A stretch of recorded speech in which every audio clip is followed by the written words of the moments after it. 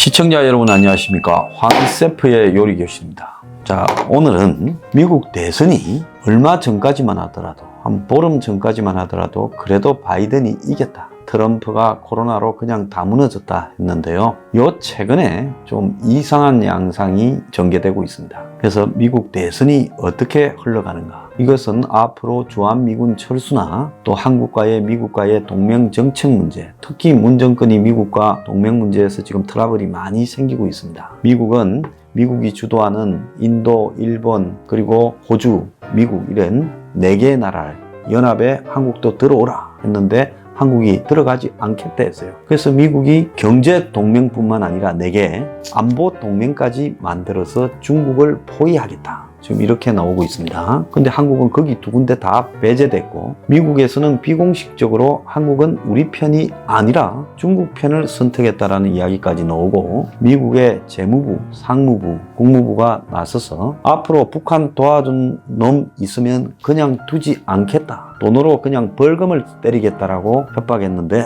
이것이 한국을 겨냥했다라는 이야기까지도 나오고 있습니다. 자, 이 속에서 미국 대통령이 누가 되는가는 한국에 매우 중요한데요, 저는 우리 안보 입장에서 미국이 누가 대통령이 되는가 볼 뿐이지 무슨 누가 보수고 진보고 이런 부분에 별 관심이 없습니다. 철저히 한국의 안보가 지켜져야 된다, 이런 관점에서 보지만, 그래서 제가 원래 2016년 대선에 한국에서 사실상 유일하게 TV 방송에 나와서 트럼프 된다 했다가 저를 또라이 취급을 하더만요. 나중에 트럼프가 되고 난 뒤에 출연해달라, 혼자 특별히 좀 해달라, 제가 안 나갔습니다. 그래서 그때 제가 아주 과학적으로 잘 맞췄죠. 물론 소 뒷발치듯이 난 트럼프 이런 거하고는 차원이 다른, 1년 전부터 트럼프가 포퓰리즘 때문에 미국에서 될 수밖에 없다, 이런 이야기를 했습니다. 자, 그런데 지금 미국의 대선은 아직까지도 외양은 바이든이 트럼프를 7.2% 앞서고 있습니다. 원래 바이든이라는 사람이 나이도 지금 80 다 돼가고 또 저기 자식들을 이런 가정사에도 자잘한 비리도 있고 좀 친중이고 또 뭔가 정치인으로서 화끈한 특징이 없기 때문에 도저히 될 수 없었습니다. 만약에 미국의 이번에 후보가 좀 좌파 포퓰리즘을 띠고 있는 샌더스가 됐다면 트럼프가 이번에 당하기 어려웠을 수도 있어요. 그런데 미국의 오바마부터 힐러리 다 달라붙어서 클린턴까지 민주당의 한마디로 족보들이 다 들어가라고 정리하고 바이든으로 밀어준 거죠. 자기들 편하라고요. 그래서 바이든이 후보 약점은 분명히 있습니다. 그래서 코로나로 트럼프가 코로나를 우습게 보다가 확 번져서 미국의 실업자가 넘쳐나니까 트럼프가 끝난 분위기가 됐어요. 거의 바이든이 선거운동을 안 하고 몇 달째 지금 집에 들어앉아 있습니다. 민주당 대선 후보를 뽑는 전당대회도 집에서 화면 촬영했어요. 그러니까 나는 트럼프가 무너졌기 때문에 아무것도 안 하고 그냥 있으면 된다 했는데 요 며칠 전에 바이든이 이제 선거운동을 다니겠다고 하고 있어요. 그만큼 다급해진 거죠. 그럼 7.2%면 아직도 차이가 많은데 왜 그랬을까요? 미국의 도박사들이 정답이 있어요. 도박사들이 49.5로 평가했습니다. 그러니까 0.3% 차이 난다, 도박의 확률은요. 그래서 항상 이런 거는 학자나 여론조사 회사보다도 도박사들이 좀 더 잘 맞추는 분위기가 있어요. 그럼 이걸 보면 외견상으로 둘이 비슷해졌다는 거예요. 비슷해지면 제가 볼 때 이건 트럼프가 이기는 게임이에요. 근데 오늘 미국의 가장 유명한 상업은행 JP 모건이 트럼프가 될 수 있다,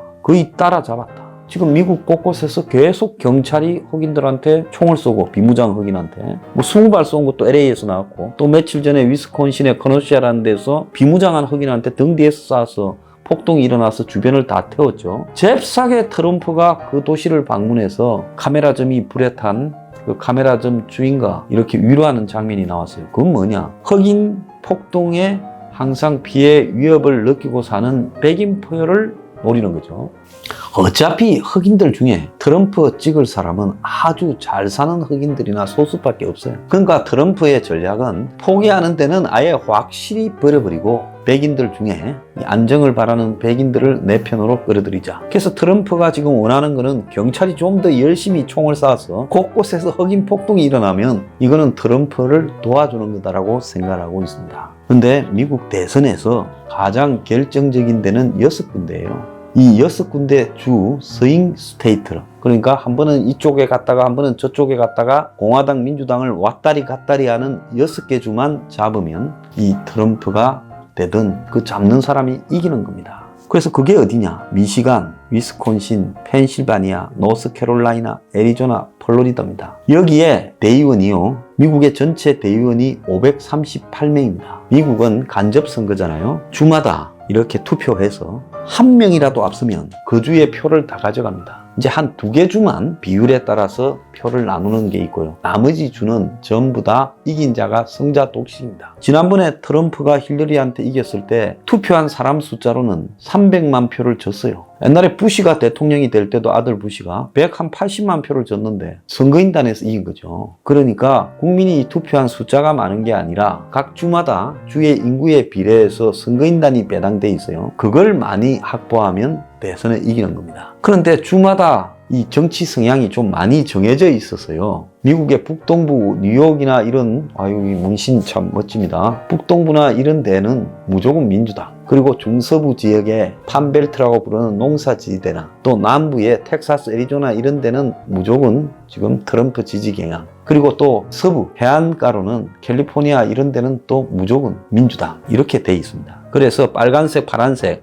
공화당이 빨간색이고 파란색이 민주당인데 거의 갈려 있어요. 근데 요 근래 이제 이쪽 갔다 저쪽 갔다 소신 없이 왔다리 갔다리 하는 주가 6개가 있는데 그 6개 주의 합이 101석이에요. 그러니까 서로 자기 주들은 갖고 가면 이 6개 주에 101석이면 538개 중에 한 20%가 되잖아요. 여기서 이기면 끝나버리는 거예요. 그래서 선거 유세도 전체 안 다닙니다. 딱 요런 데만 집중적으로 말판에 다녀요. 지난번에 트럼프가 될 수 있었던 것은 이 6개 주에서 다 이겼어요. 6개를. 그러니까 무조건 트럼프가 될 수 있었던 거죠. 근데 이 6개 주에 미시간, 위스콘신, 펜실바니아는 0.2%, 0.8%, 0.7% 기적적으로 조금씩 다 이겼어요. 그래서 트럼프가 지난번에 당선될 수 있었던 겁니다. 그럼 이번에 이 6개 주가 어디로 가느냐에 따라 달려 있겠죠. 미국은 대체로 선거운동을 할 때 보면 세일가스가 많이 나는 텍사스, 애리조나나 저 미국 북동부 지역, 그 다음 판벨트라고 부르는 중서부 지역, 또 러스트벨트라고 부르는 공업 지역, 이런 데가 선거에 좀 영향을 많이 받는 지역인데 대체로 이 6개 주가 그것과 거의 일치합니다. 근데 이번에 미국 대선을 좌우할 5가지 변수를 보면 미국 경제가 대선 날인 11월 초에 그 전에 살아나느냐. 자, 여기에 봐서는 경제가 살아날 확률은 별로 없죠. 이건 트럼프가 아주 불리한 겁니다. 경제만 기본으로 살아나면 트럼프가 무조건 되죠. 근데 이거는 기본으로 살아날 가능성도 별로 없어요.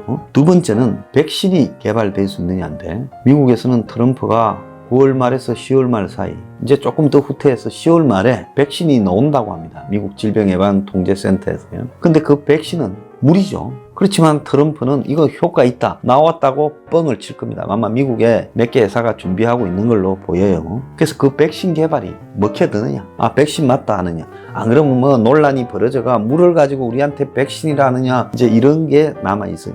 이게 먹혀들 거냐. 트럼프가 틀림없이 백신 개발을 10월 말쯤 짱 하고 내놓을 거예요. 원래는 9월 말에 내놓는 데인데 9월 말에 내놓게 되면 한 달 동안 논란이 될 수 있죠. 10월달. 그럼 이거 무리다라고 입증이 될 수도 있어요. 그러니까 10월 말에 내놔가지고 곧바로 대선으로 갈라 할 거다. 그리고 앞에 말한 격전지 6개 중에 트럼프가 한 너댓 개는 이길 수 있느냐. 그리고 마지막으로 이제 폭력 시위가 계속 일어날 거냐. 아니면 이게 스톱되느냐. 계속 일어나면 걱정스럽게 근엄한 표정을 짓고 폭도는 용납할 수 없다. 이렇게 다니면서 속으로는 차에 타면서 트럼프가 웃을 겁니다.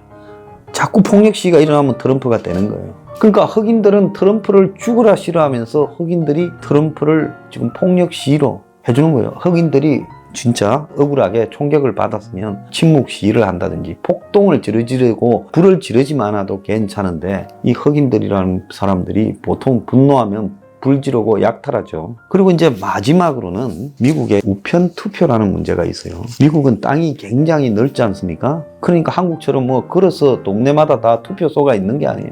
그러니까 우편 투표로 투표하는 사람이 상당히 많은데 문제는 공화당 사람들은 성질이 급해서 대체로 미국에 보면 뭐 시골에 총 들고 이렇게 있는 사람들, 뭐 이렇게 문신하는 사람들, 오토바이 타는 사람들, 미국에 뭐 집 베란다에 나와가지고 술 마시는 사람들, 다 트럼프 지지자 백인들, 그런 사람들은 투표 날만 기다리기 때문에 그날 아침에 잽싸게 가서 투표하는 사람들이에요.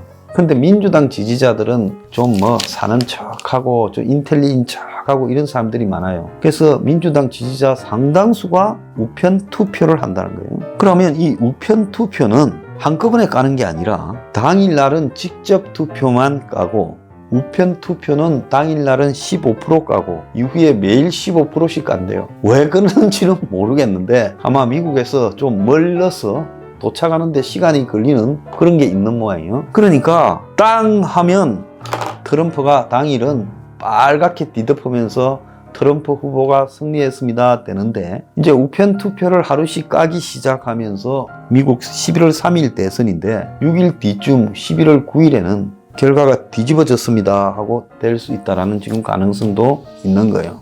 그래서 현재로서는 바이든이 이기고 있지만은 이거 위태위태 불안하다. 자, 그런데 지금 앞으로 오늘 제가 이야기했던 경제, 백신, 그리고 객전지 스윙 스테이트라고 부르는 6군데 표가 101개 있습니다. 그래서 여기에 어떻게 될 것인가? 그 다음에 흑인들의 폭력 시위가 약탈로 갈 것인가? 이게 번지면 트럼프가 됩니다. 그 다음에 민주당 당원들이 주로 소극적으로 우편으로 투표하는 것이 처음에는 트럼프가 무조건 이겼다로 놓을 수 있는데 이게 비슷하면 뒤집어질 가능성이 매우 높다. 이런 다양한 변수들이 있어요. 그래서 코로나 초반에 트럼프는 끝났다 싶었는데 참 트럼프를 보면 볼수록 신기한 사람이 정말 말도 함부로 하고 그냥 잡놈 중에 상잡놈이에요. 그런데도 미국 사람들한테 그래 나는 잡놈이다.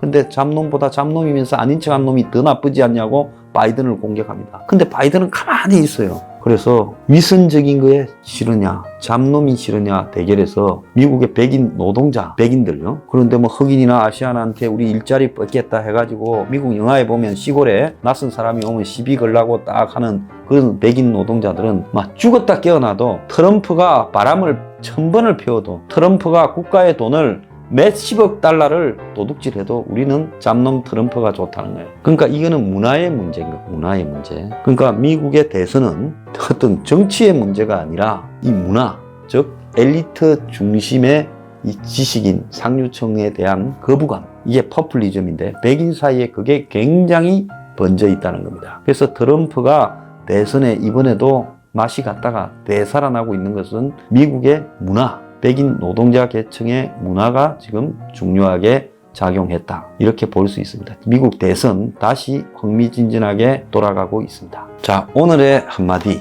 잡놈이 위선자보다 더 낫다. 마치겠습니다.